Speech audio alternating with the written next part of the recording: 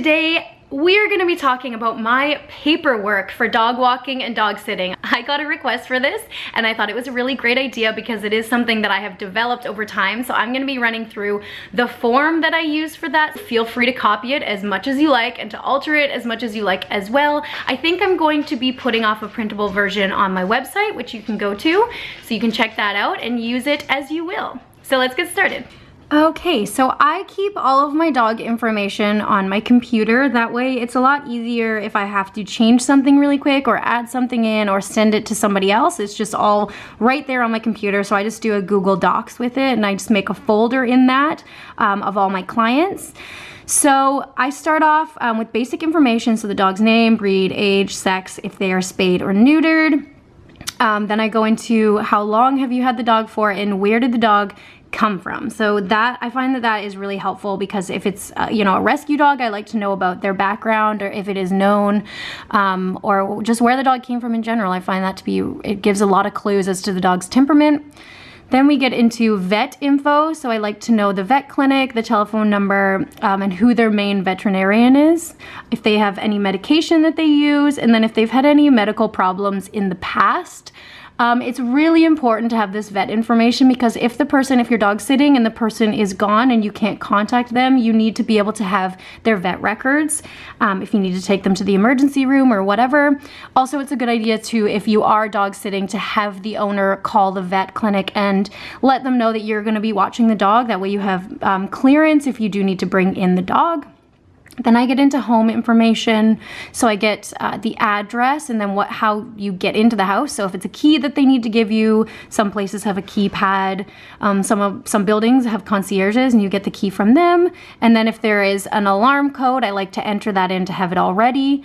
And then I have the basic, you know, contact info for the owner, but also for an emergency contact if you can't contact the owner directly. And then I also like to ask how they would like to receive updates. I'm kind of like a crazy person when it comes to updates. Like I'm just constantly taking pictures and videos and sending it to the owners because I mean, they make me so happy. I love taking photos of them. So I like to ask how they do it so that I'm not being super annoying if I'm just texting them all the time. Then we get into the service section. So there's a little boxes here that they can check off walks or sitting or then training. And I actually have another form for training because that's a little bit more in depth.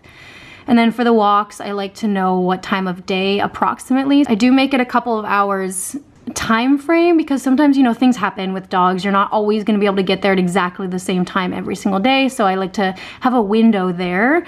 I also like to ask if the dog has ever been on a group walk before with multiple dogs because I need to prepare for that if they have not before.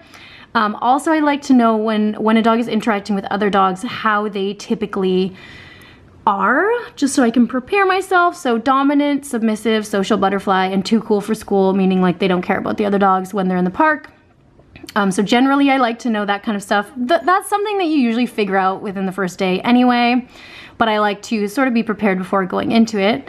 And then I also ask if the dog is able to go off leash in the dog park. I will never ever take a dog off leash if it's not a fully enclosed area. That's just for safety's sake. But some people are not okay with their dog even going off leash in a dog park, so I like to make sure that I know about that beforehand.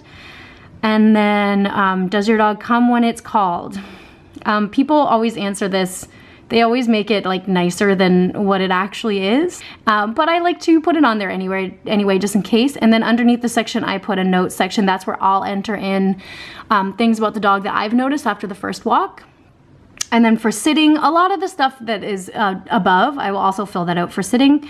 But I basically want to know all of the food information. So what type of food it is, what times do they generally eat, how much they eat, and if they're allowed treats or if they have any like dietary restrictions when it comes to food. And then I like to know the dog's current exercise routine because I like to keep it as close as possible to what they're normally used to when I'm dog sitting so that it's not such a shocking experience for them going to somebody else's house. And then I have another notes section that I'll just enter in anything that I think of. So then at the bottom I have a general temperament. Again, this is gonna be some stuff that the dog might change a little bit when it's with you, but it's nice to know in advance anyway. So I like to know if the dog has ever been around other dogs and how they reacted when that happened, if they've ever been around children. How do they react to cars on the street and bikes and skateboards and things like that? That's really good to know in advance, because if you're not prepared for it and a dog lunges, it kind of takes you by surprise, especially when you have a couple dogs with you. So it's good to know that in advance so you can kind of prepare once you hear them coming down the street. Has your dog ever bitten a human or a dog? That's something that's good to know, even if it's been quite a while since something like that happened, just so you can be prepared. And then knowing the situation that happened in as well, so that you can just avoid that altogether. And then knowing how the dog reacts when a stranger comes into the home, because you are gonna be coming into this dog's home. You're gonna be a stranger at first. They're not gonna be used to you. So I like to know how the dog reacts to that in advance. If they know, sometimes the owners have no idea, but I like to ask. I think it's a really good thing to be prepared for when you're walking into someone's home that you don't know. And then the last question is, does your dog chase squirrels? Most of them do. That's a classic question. But again, is in the same way for, you know, bikes and skateboards and things like that. It's good to know if the dog is gonna just lunge out of nowhere at a squirrel. So that's pretty much what I write down. That's like a standard form. So a lot of times if I'm going to meet a dog for the first time, that is gonna be what I bring with me and what I fill out. Thank you so much for joining me on this video today. I hope that you found it useful. Again, I am gonna be putting this on my website, so don't feel like you need to go back and copy everything word for word. I will have something on my website that you can just take from there and alter it as you need to for your own business. Let me know if you do alter it. Let me know how you did it and what you found was helpful and beneficial, because I'd love to obviously make things better as I go along. So let me know how you did that. If you haven't already, make sure that you subscribe to our channel and follow our Instagram account, and we will see you in the next video. Bye guys.